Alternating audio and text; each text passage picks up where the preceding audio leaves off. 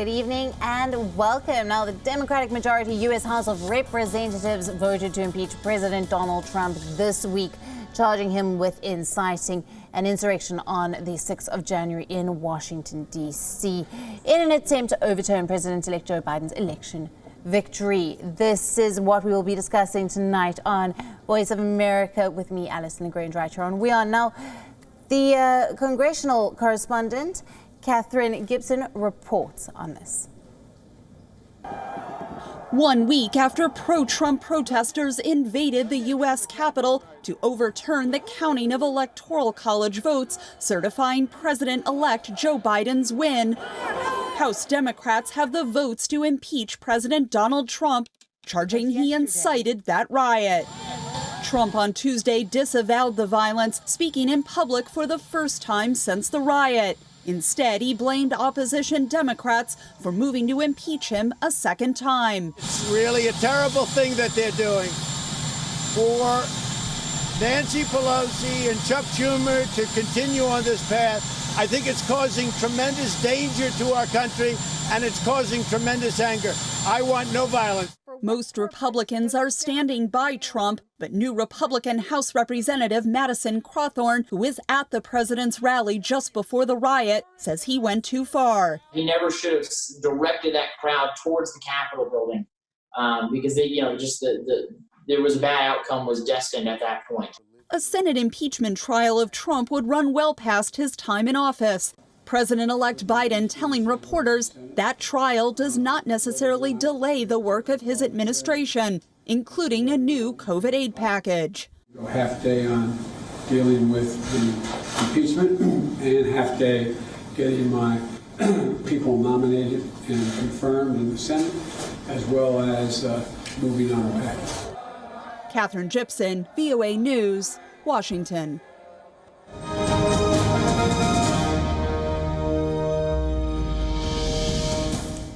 And to speak more about the significance of the impeachment, we go to Voice of America's Elizabeth Lee in Los Angeles, California. Elizabeth, can you explain more about what impeachment is and what happens next in this process? Yes, Allison. Now, Mr. Trump is the first U.S. president in the 245-year history of the country to be impeached twice, and I'll come back to that in a minute. Impeachment charges are political, and not criminal. This constitutional process is a form of check against abuses of power. Impeachment is when a sitting president is charged and members of the House of Representatives consider whether to impeach the president. It would be the equivalent of an indictment in a criminal case. When a majority of the members in the House of Representatives vote to impeach a president, the next step, this then goes to the Senate to consider whether to remove him. The Senate will hold a trial where senators will act as the jury. They will decide whether the president has committed the so-called treason, bribery, or other high crimes and misdemeanors. As mentioned before, it takes a simple majority of lawmakers in the House to agree that the president has, in fact, committed high crimes and misdemeanors. The Senate vote requires a 2/3 majority to convict the president. Since the number of Democrats and Republicans are evenly split in the Senate, that would mean 17 Republican senators would need to vote against Trump to convict him. So some considerations among the senators, in addition to the evidence presented in the case, would most likely be their constituents, their own political future, and the future of the Republican Party. Senators are not expected to meet and make a decision until after President Trump leaves the White House. So why even go through the impeachment process so close to Biden's inauguration? Well, it speaks to the future.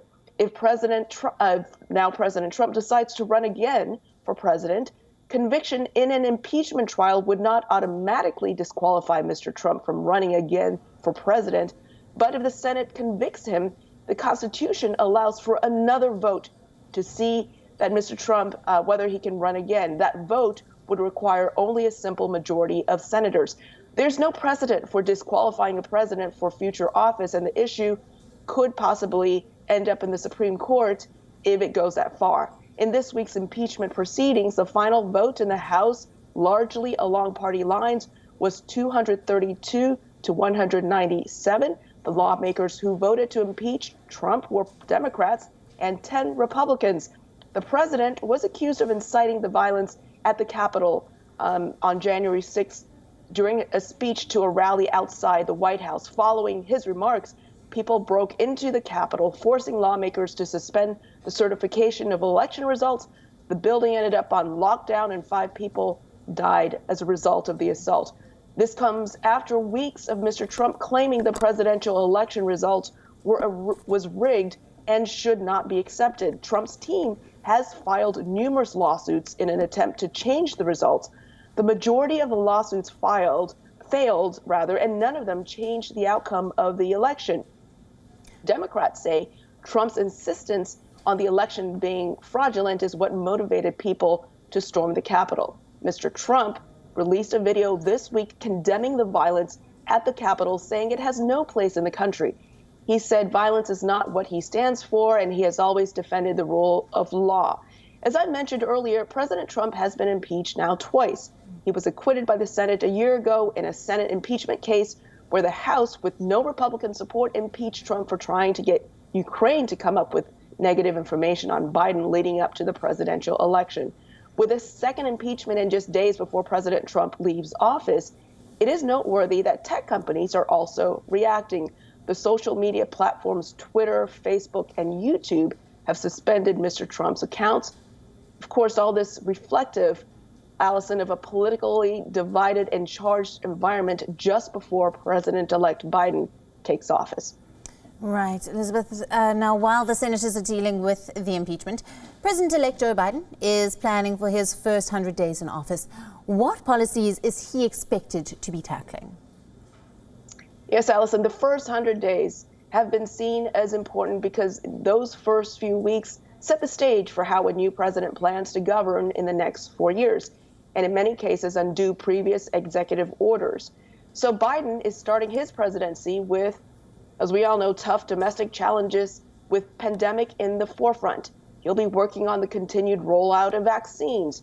There are healthcare challenges as the number of infections and deaths are high in cities across the country.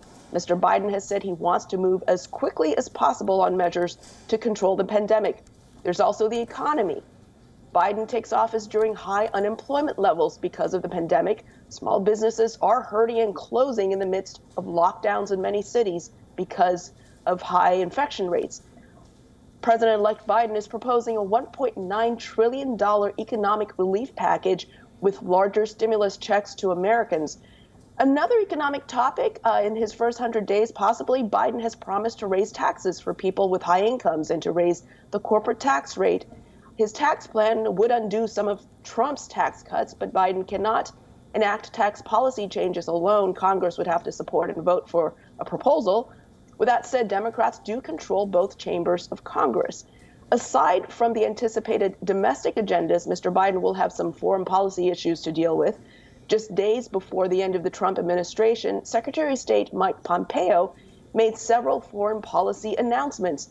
On January 9th, it was announced that the United States was lifting restrictions on U.S. government contacts with officials from Taiwan. Since 1978, the U.S. has had unofficial relations with Taiwan because the U.S. established official diplomatic relations with the People's Republic of China, and China has always considered Taiwan a part of that country. So there will be diplomatic talks in private and publicly with China and Taiwan to try to maneuver this change by the current Secretary of State. Pompeo has also designated Yemen's Iranian-backed Houthis as a terrorist organization. Experts say this designation is part of Pompeo's push to solidify his legacy on Iran, an effort to hinder its nuclear ambitions. Critics say the designation would hurt the delivery of humanitarian aid to Houthi-controlled areas. Pompeo also put Cuba back on the list of state sponsors of terrorism. Biden had promised to return the U.S. policy on Cuba to Obama-era diplomatic engagement with that country. So between foreign policy, Allison, and pressing domestic issues, Biden will have lots on his plate right after Inauguration Day. Right, Elizabeth, stay with us while we move on to our next point of focus. Ahead of President-elect Joe Biden's inauguration on January the 20th, law enforcement and local government officials in Washington, D.C. are implementing unprecedented security measures to avoid the kind of massive security breach that happened on the 6th of January when thousands of Trump supporters stormed the U.S. Capitol. Patsy Widakuswara has this report. National Guard troops from several states will be in Washington as early as end of this week. The city's mayor Muriel Bowser said that Biden's inauguration poses unprecedented challenges, from the COVID-19 pandemic to extremist threats. People coming to demonstrate peacefully are very different than the people we saw storm the Capitol the other day. And I think that it will be shown that those people were organized, trained people who went into that building. On Tuesday, the Federal Bureau of Investigation said it has received 100,000 videos and pictures as tips and opened 160 case files in its probe of the siege. To focus strictly on sedition charges, we're looking at and treating this just like a significant international counterterrorism or counterintelligence operation. Cracking down on domestic terrorism presents unique legal challenges compared to fighting terrorists abroad. You're dealing with Americans born and raised here who enjoy protections under the Constitution, and they know where that line starts and stops in terms of how far they can go before they get over into the criminal side of the activity. Responding to VOA's question earlier this week, Biden said he is not afraid of taking his oath outside, as is the tradition in American inaugurations. I think it's critically important that there be a real serious focus on holding those folks who engaged in sedition and threaten people's lives, defaced public property, cause great damage, that they be held accountable. For weeks, authorities monitored online activities of right-wing extremists and white supremacists urging the January 6 attack on the Capitol. Now they are focusing on those planning for more violence leading up to or during the inauguration. Patsy Widakuswara, VOA News.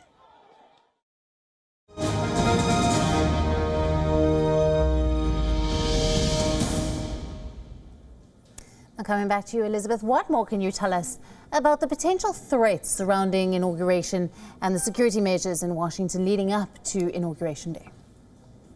Security has traditionally been tight for Inauguration Day, but this year, because of the far-right extremists and what they're posting on internet, they're calling to arms for a second round, a round two of what happened at the Capitol. The Department of Homeland Security, which oversees the Secret Service, implemented a lockdown in downtown Washington, D.C., nearly a week ahead of schedule. There are multiple vehicle checkpoints at major entrances to the city, clogging traffic, while some streets are completely closed as officials push to implement a plan that will involve tens of thousands of law enforcement officers and National Guard troops. These heightened security measures come in part as a result of the attack at the Capitol. The FBI is warning authorities of the possibility of armed demonstrations on Inauguration Day in Washington leading up to the swearing-in ceremony. Officials are asking people not to travel to Washington for the inauguration. The company Airbnb, the vacation rental business, is blocking and canceling all reservations in the D.C. area during the week of the presidential inauguration. President Donald Trump has made an emergency declaration ahead of the inauguration, and D.C.'s chief of police says he's never seen this level of law enforcement that is expected for the inauguration. More than 20,000 National Guard members are expected to be in the District of Columbia. The physical security perimeter around the Capitol and other major buildings and sites also continue to expand. Outside of D.C., states are also taking steps to tighten security at their Capitol buildings following a warning by the FBI to prepare for possible armed protests in the days leading up to Inauguration Day. Allison? Right, in light of not just the security concerns, but also the COVID-19 pandemic, how different will this U.S. inauguration be compared to previous ones? Yes, it'll be quite different. For more than 200 years, U.S. presidential inauguration days had been filled with speeches and balls. In the past, people from across the country have traveled to D.C. to come to celebrate, to see performances in recent history, and lobbyists have hoped to make contacts and get their voices heard. There have also been parades in more recent inaugurations, and also entertainment in recent inaugurations. It had been a time when big-name entertainers take the stage. For example, President John F. Kennedy had Frank Sinatra, and President Barack Obama danced to Beyonce. This year, with the pandemic, there will be no in-person concerts or balls. In their place, there will be virtual events, a primetime television event on January 20th. That's Inauguration Day, featuring celebrities, including Tom Hanks and Justin Timberlake. Mr. Biden will travel to Washington first from Wilmington, Delaware by train, something he used to do during his days as a senator. On January 20th, President-elect Biden and Vice President-elect Kamala Harris will take the oath of office from the Capitol's West Front, one of the places where a mob overpowered police and stormed the building. And Biden says he is not afraid of taking the oath outside. President-elect Biden will become the 46th president of the United States. So again, as I mentioned, most of the events surrounding his swearing-in will be virtual, including a virtual parade across America. And a television program will later air that day with remarks from Biden and Harris and tributes to COVID-19 first responders. Vice President Mike Pence will be at the inauguration. President Donald Trump, Allison, tweeted that he will not be attending the event. Right, Elizabeth, thank you very much for bringing us all the latest there. Great to hear from you. And we will be keeping in touch with you for all the latest on the upcoming Inauguration Day.